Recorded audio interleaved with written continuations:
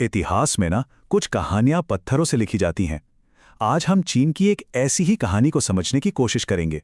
ये कहानी है एक दीवार की, जो सिर्फ ईंट और गारे से नहीं बनी, बल्कि एक साम्राज्य की जिद, उसके गहरे डर और हाँ, लाखों लोगों के खून पसीने से बनी है।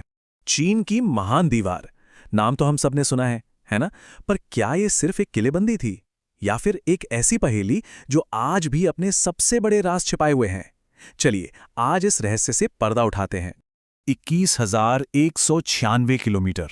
जरा सोचिए, ये दूरी कितनी ज्यादा है। इतनी कि अगर इसे धरती के चारों ओर लपेटा जाए ना, तो ये लगभग आधी दुनिया को घेर लेगी। ये इंसानी हाथों से बनाया गया अब तक का सबसे बड़ा, सबसे विशाल स्ट्रक्चर है। हमें हमेशा से यही बताया गया है कि ये दीवार उत्तरी हमलावरों को रोकने के लिए बनाई गई एक मजबूत ढाल थी, एक आसान और सीधा सा जवाब। लेकिन ये वो कहानी है जो हम सब जानते हैं। पूरी सच्चाई इससे कहीं ज्यादा उलझी हुई है। तो चलिए पहले उस कहानी को समझते हैं जो सब जानते हैं, वो ऑफिशियल वजह जिसके लिए इस विशाल दीवार ने आकार लिया। देखिए, ये दीवार कोई एक रात में तो बनी नहीं। इससे बनने में लगे करीब करीब 2000 साल। हाँ, 2000 साल। इसकी शुरुआत हुई 7वीं सदी ईसा पूर्व में, जब छोटे छोटे राज्य अपनी अपनी सीमाओं पर मिट्टी की दीवारें बनाते थे। फिर 221 ईसा पूर्व में चीन के पहले सम्राट किन शी हुआंग ने इन अलग अलग दीवारों को जोड़ने का काम शुरू किया। इसके बाद हान राजवंश ने इसे सिल्क रोड की हिफाजत के लिए पश्चिम तक फैलाया, और आखिर में मिंग राजवंश ने इसे वो रूप दिया जिसे आज हम जानते हैं, पत्थर और ईंटों से बनी एक मजबूत किलेबंदी। लेकिन सवाल यह है कि ये दीवार आखिर किसे रोकने के लिए बनी थी? जवाब है उत्तर के घुमंतू कबीले, श्योंगनू, मंगोल। ये घोड़ों पर सवार माहिर योद्धा थे, जो तूफान की तरह आते, खेती वाले इलाकों को लूटते और देखते ही देखते गायब हो जाते। चीन के साम्राज्य के लिए ये एक सिरदर्द थे, एक लगातार बना रहने वाला खतरा। और ये मत समझिए कि ये बस एक लंबी सी दीवार थी। नहीं, बिल्कुल नहीं। ये एक पूरा का पूरा कॉम्प्लेक्स मिलिट्री डिफेंस सिस्टम था। इसमें ऊंची दीवारें थीं, निगरानी के लिए वॉच टावर्स थे, दूर तक धुएं और आग से संदेश भेजने के लिए बीकन टावर्स, और सैनिकों के रहने और हथियार रखने के लिए स्टेशंस थे। इसका मकसद हमलावरों को सिर्फ रोकना नहीं था, बल्कि उन्हें उलझाए रखना था, ताकि मेन आर्मी उन तक पहुंच सके। लेकिन अगर ये दीवार सिर्फ रक्षा के लिए थी, तो कहानी यहीं खत्म हो जाती। पर इन पत्थरों के पीछे कुछ और राज भी दफन हैं, राज जो इसकी कहानी को कहीं ज्यादा गहरा और पेचीदा बना देते हैं। और यहीं पर कहानी एक बहुत ही दिलचस्प मोड़ लेती है। पता चलता है कि ये दीवार सिर्फ दुश्मनों को रोकने के लिए नहीं थी, ये तो एक मल्टीपर्पस प्रोजेक्ट था। ये एक तरह का बॉर्डर कंट्रोल सिस्टम था, जो तय करता था कि कौन साम्राज्य के अंदर आएगा और कौन बाहर जाएगा। ये सिल्क रोड पर चलने वाले व्यापार पर टैक्स वसूलने का एक जरिया भी थी, और सबसे बढ़कर ये एक तरह की प्राचीन सुपर हाईवे थी, जिस पर सैनिक और सामान तेजी से एक जगह से दूसरी जगह पहुंच सकते थे। पर इस शानदार निर्माण की एक बहुत ही सियाह हकीकत भी है। इतिहासकार इसे अक्सर एक और नाम से जानते हैं, धरती का सबसे लंबा कब्रिस्तान।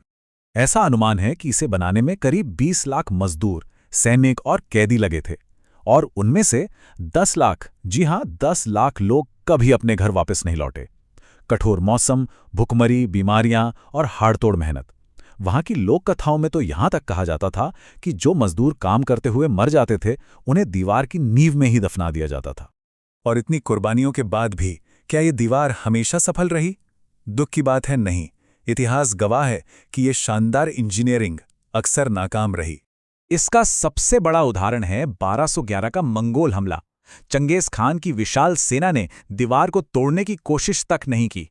वो बस एक कमजोर हिस्से के पास से घूमकर चीन में दाखिल हो गए। दीवार उन्हें रोक ही नहीं पाई। लेकिन दीवार का असली पतन वो किसी बाहरी ताकत से नहीं, बल्कि अंदर की फूट से हुआ। साल था 1644। चीन में गृह युद्ध छिड़ा था। मिंग जनरल वू सानगुई शनहाई दर्रे की रक्षा कर रहा था। एक तरफ विद्रोही थे और दूसरी तरफ हमलावर मांचू सेना। तो जनरल ने एक फैसला लिया। उसने मांचुओं के लिए दीवार के दरवाजे खोल दिए। अंत में दुनिया की सबसे मजबूत किलेबंदी को तोड़ा नहीं गया, उसे अंदर से ही खोल दिया गया। तो आखिर ये दीवार क्या है? क्या ये एक नाकाम कोशिश थी या कुछ और? चलिए इससे जुड़े कुछ सबसे बड़े मिथकों को तोड़ते हैं और इसके असली मतलब को समझते हैं। सबसे बड़ा मिथक, क्या इसे चांद से देखा जा सकता है? इसका सीधा सा जवाब है बिल्कुल नहीं। असल में ये पृथ्वी के लो ऑर्बिट से भी बिना किसी टेलीस्कोप के लगभग अदृश्य है। इसकी चौड़ाई बहुत कम है। इसे अंतरिक्ष से देखना वैसा ही है जैसे आप 3 किलोमीटर दूर से एक इंसानी बाल को देखने की कोशिश कर रहे हो। लेकिन एक हकीकत तो मिथक से भी ज्यादा कमाल की है।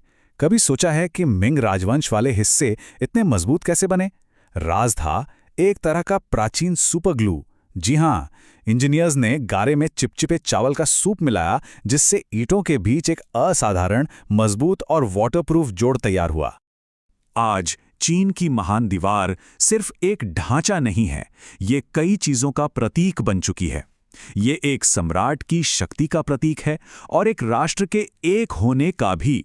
ये उन लाखों लोगों की अकल्पनीय सहनशक्ति की कहानी कहती है जिन्होंने इसे बनाया, और साथ ही ये हमें संघर्ष की उस भारी कीमत की भी याद दिलाती है जो इंसानों ने चुकाई है।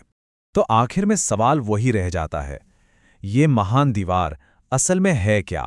एक राष्ट्र की ताकत का स्मारक जो किसी भी दुश्मन को रोक सकती थी, या फिर उसके गहरे डर का स्मारक जो उसे बाहरी दुनिया से अलग करना चाहता था? इसका जवाब शायद इन दोनों के बीच कहीं छिपा है।